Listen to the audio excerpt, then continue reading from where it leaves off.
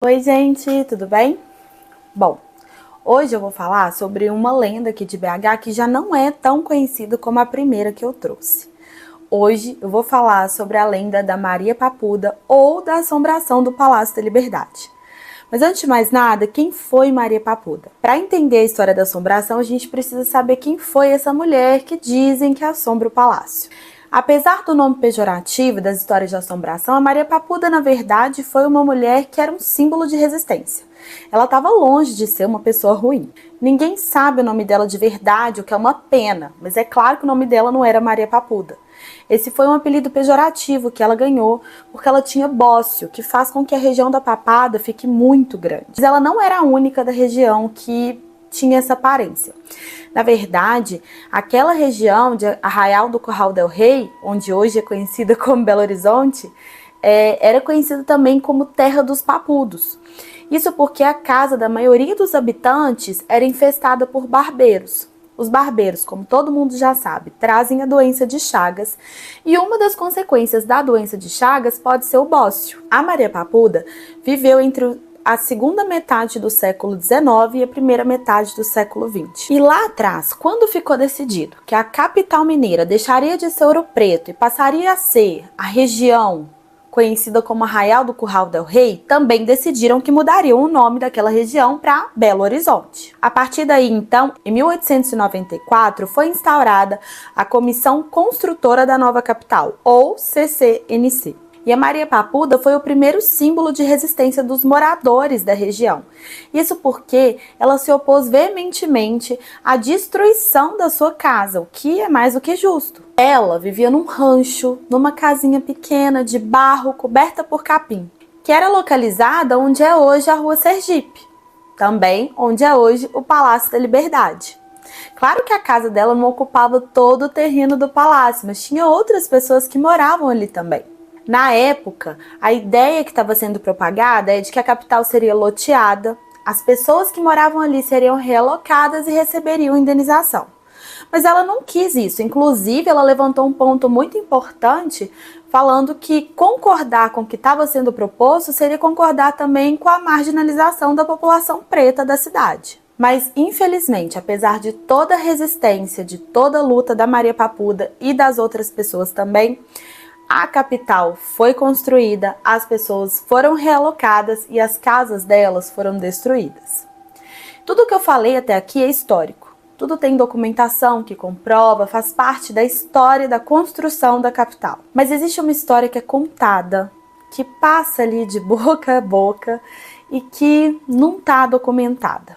Reza a lenda que a Maria Papuda ficou tão brava, mas tão brava com a destruição da sua casa que ela lançou uma maldição. Ela disse que todo governador que assumisse em ano par iria morrer, antes do final do seu mandato. Além disso, ela disse também que ela ia viver ali para sempre, assombrando e incomodando as pessoas que tanto se incomodaram com a presença dela ali quando ela estava viva. 2 governadores que assumiram em ano par, de fato, morreram antes do fim de seus mandatos. Um deles, inclusive, foi o governador Raul Soares, que em 1924 teve um ataque cardíaco de repente durante o banho. Muitas pessoas acreditam, inclusive, que a razão dele ter tido esse ataque cardíaco tenha sido que ele viu, ou deu de cara, com o fantasma da Maria Papuda. O Juscelino Kubitschek também é mencionado na lenda. Isso porque, durante o governo dele, entre os anos de 1951 e 1955, ele mandou que fosse construído o Palácio das Mangabeiras. Bom, na época ninguém entendeu muito bem, afinal de contas o Palácio da Liberdade estava ali para ser sede do governo e, claro, casa do governador e de sua família. E é um lugar muito grande. Então não faz muito sentido, na verdade, que ele não quisesse morar ali. O que ele alegou na época foi que ele não queria a família dele morando no mesmo lugar onde ele trabalhava.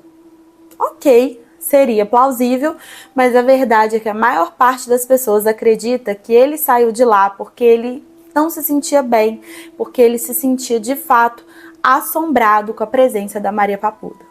Hoje em dia, o Palácio da Liberdade, aqui em BH, fica localizado ali perto da Praça da Liberdade, né? Então é todo um complexo e ele é aberto à visitação. A visitação é gratuita e os horários de funcionamento durante a semana vai de meio-dia às 17h30 e nos finais de semana vai de 10 da manhã até às 17h. Independente das histórias de assombração, o palácio é bem legal de visitar.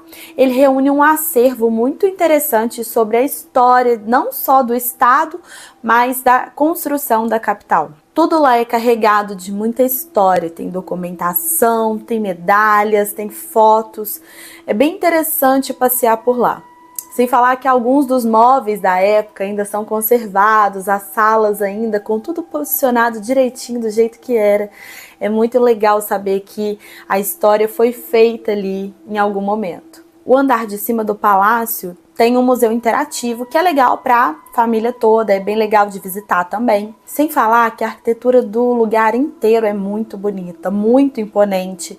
Algumas partes ainda estão em restauração, mas já dá para a gente ter uma ideia do tanto que era bonito e do tanto que vai seguir sendo maravilhoso. Além da parte interna, a gente tem também os jardins. Gente, o lugar é enorme, assim, impossível pensar que uma família não ficaria ali muito feliz. Aliás, cabe bem mais de uma família. O lugar é muito grande e os jardins, inclusive, têm um horário de visitação diferente. Então, se você chegar lá um pouco mais tarde e não der mais para entrar no palácio, você ainda consegue dar uma olhada nos jardins. Mas para mim, de verdade, a melhor parte é que todos os funcionários estão sempre muito bem informados e prontos para te passar qualquer tipo de informação.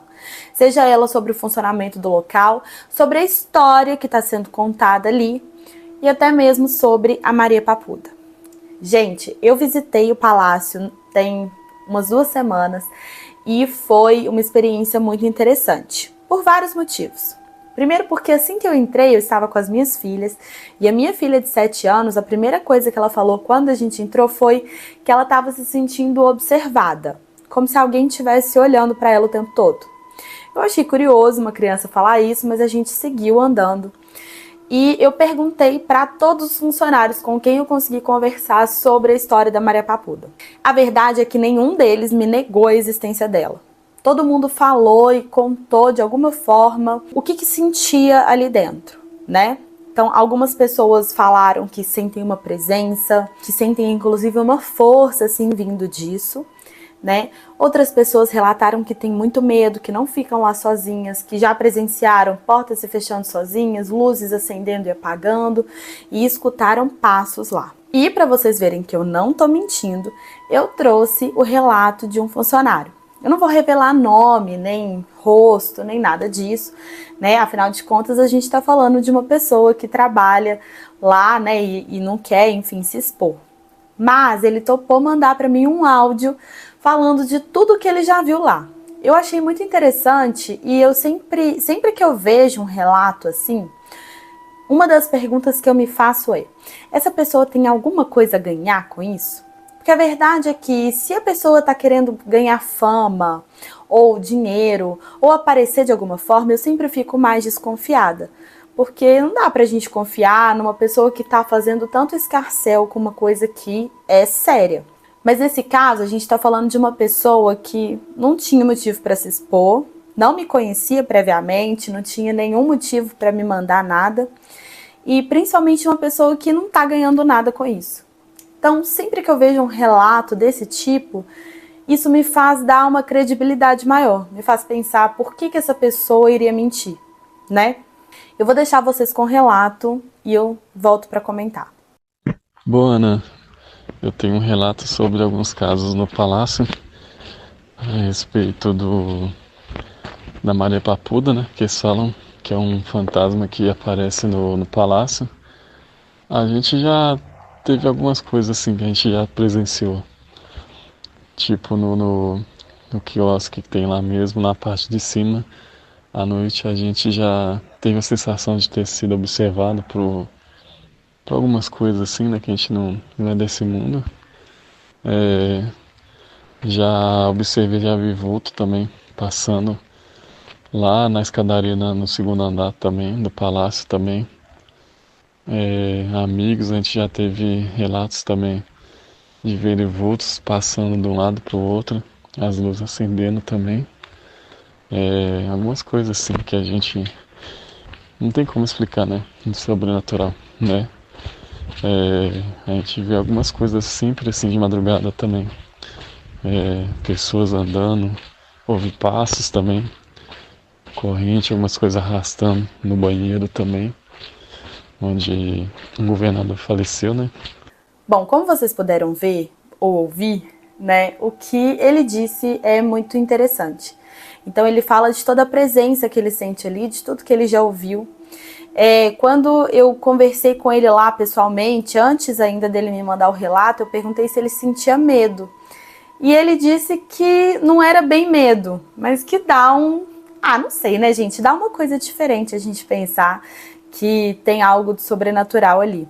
Mas a verdade é que ouvir o relato dele só me faz pensar como que alguém pode olhar para esse mundo desse tamanho e falar que não existe nada além do que a gente está vivendo aqui. Mas, gente, agora, independente das histórias de assombração, eu queria ressaltar uma coisa muito importante. A Maria Papuda foi, na verdade, um símbolo de resistência. E apesar da maior parte das mulheres pretas sofrerem com o estereótipo de mulher raivosa, de feiticeira, né, que lançou uma maldição no palácio, a verdade é que isso não se aplica e não se aplica a Maria Papuda também. A mulher lutou muito, lutou pelo lugar onde era a casa dela, onde era a casa de muitas outras pessoas, era contra a marginalização da população preta. E tudo que ela trouxe foi e é muito importante para que a gente siga construindo uma sociedade menos racista.